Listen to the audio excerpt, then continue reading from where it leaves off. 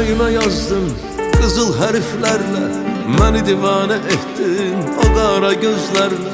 Her seher her akşam düşündüm darıxdım, hayalımla her gün sevgiden danıştım.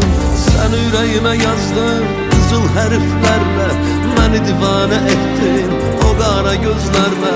Her seher her akşam düşündüm darıxdım, hayalımla her gün sevgiden danıştım.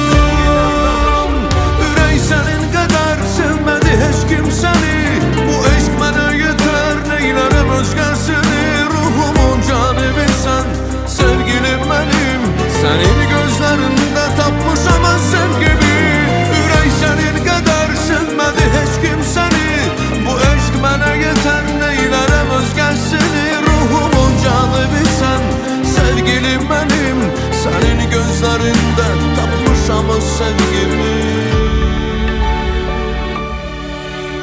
Seninle mehabbet başka bir alemdir, bir gülüşün eyyar kalbime merhemdir.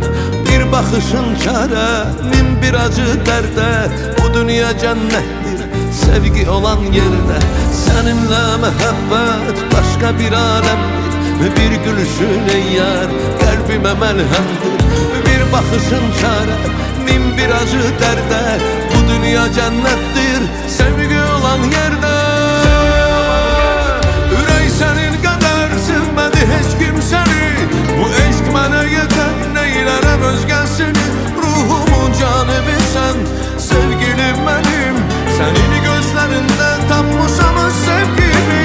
Ürək senin kadar sevmedi hiç kim seni, bu eşk mənə yeter neylərəm özgəsini. Ruhumun canı sen, sevgilim benim, senin gözlerinde tapmışam o sevgimi.